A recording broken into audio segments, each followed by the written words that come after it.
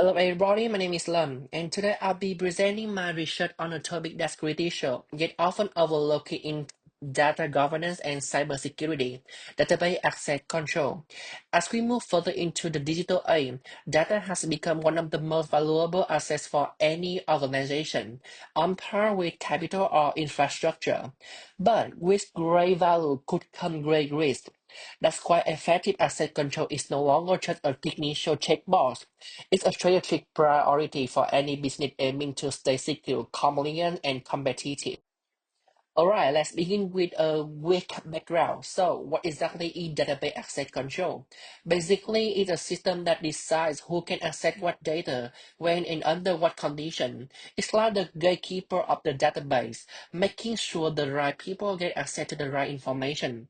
Why is it important? Well, today data is a core part of every business, from finance and healthcare to e-commerce. But if they are not controlled, it can lead to data leak, measure, or even legal penalty. That's why regulation like TDRP and CCPR require organizations to have proper asset control in place. So what will I talk about in this presentation? Firstly, I will focus on forming asset control model. Secondly, how these models are actually enforced in system. Next, the benefits and some real-time examples. I also talk about challenges organizations face. And finally, a few recommendations to improve asset control. So let's take a quick look at the four main asset control models. These frameworks decide who gets access to what and under what conditions. The first model will be discretionary asset control. The data owner, usually the creator, decides who else can access it. It's simple but less centralized control, so permissions can spread too easily. Next, mandatory access control. Access is based on strict level like top secret. Only the system controls access, not user. So it's very secure, but often too rigid for fast-changing environments. Then I will talk about the roles-based access control. Actually, this one is permissions are assigned to role like manager or human resources, not individuals. So it's scalable and easy to manage, but poor role design can cause overlap and confusion. And finally, attribute-based access control. Access is based on factors like role, time, location, or device. It's highly flexible and fits complex systems, but can be hard to implement and maintain. So there is no one size fits all, right? The right model depends on your system complexity, flexibility, and security needs. All right, one an access control model is selected. The next step is to actually inform it in real system. Let me walk you through four common methods. Firstly, SQL-based enforcement. This one use command like grant and revoke to manage who can access tables or columns. It's simple and works well for smaller systems, but as your database grows, it can get tricky to manage manually.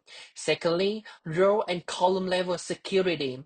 This lets you control exactly what part of the data someone can see. So for example, an intern might see employee names, but not their salary or contact information.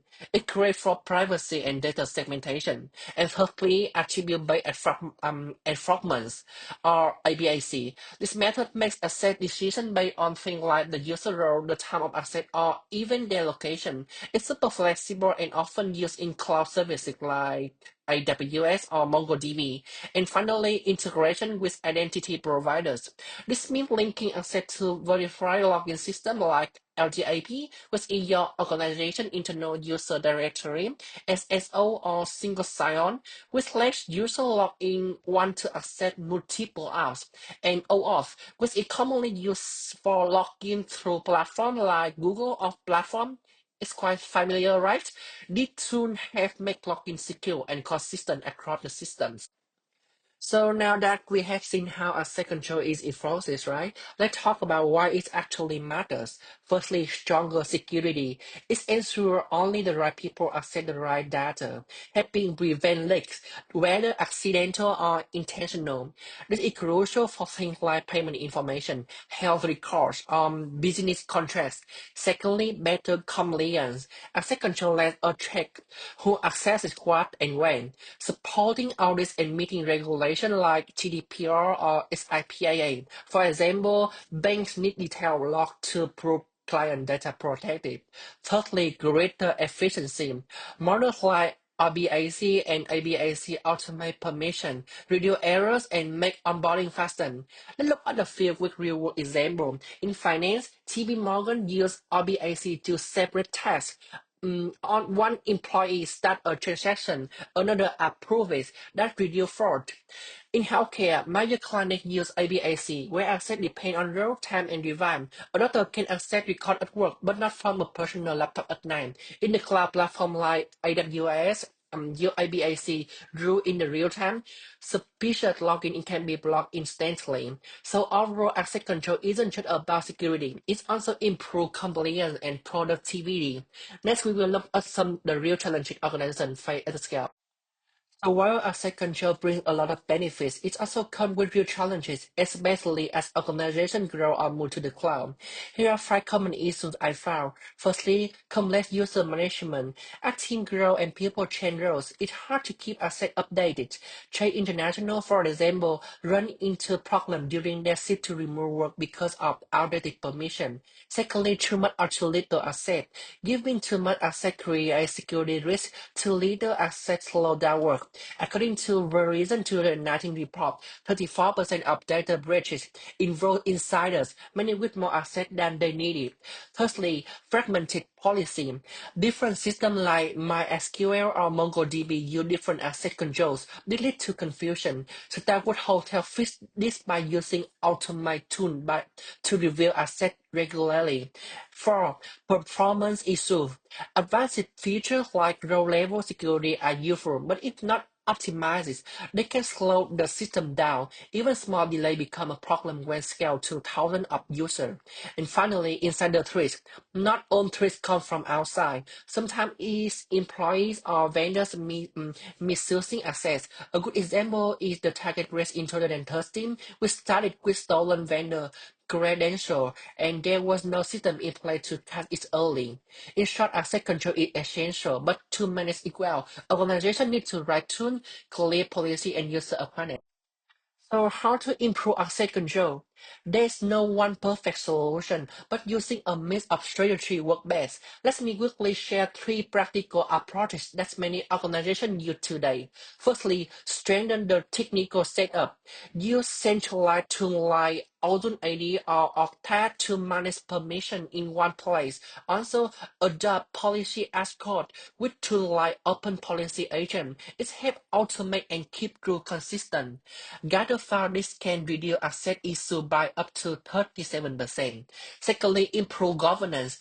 Do regular action review. Check if people still need to access they have. Use just-in-time access which give permission only when needed, and enable automatic login to catch issue weekly. Firstly, focus on people. Train staff on privacy and secure behavior, which is tools like Sense on LinkedIn Learning Hub. Also use user behavior analytics to flag unusual action like strange login time. But more importantly, build a culture of responsibility around data. Even with the challenges, asset control isn't one size fits all. We still need more research into smart, flexible systems like AI-driven asset or zero trust models to keep up with evolving risks. So to wrap up, here are the key takeaways from today's presentation. Firstly, asset control isn't just a technical feature, it's a strategic part of security and ethical data management. It matters in everyday industry from finance to healthcare. Secondly, we coverage for asset control models, DAC, MAC, RBAC, and ABAC. It has pros and cons, and the right choice depends on the organization needs. Thirdly, we look at how asset is enforced in real system, from SQL rules to cloud identity tools. These are powerful, but they require good planning and ongoing maintenance. Four, we explore some real challenges like asset creep, fragment policy, and insider risk. These grow even more complex as systems scale. Finally, while there are effective strategies like IAM tools, automation, and user training, there is no final solution. Asset control is an evolving process, and it needs to keep up with changing technology and threats. So if there's one thing I hope you take away today, it is asset control is not just about keeping data safe, it's about building systems that are secure, responsible, and ready for the future. Thanks for listening.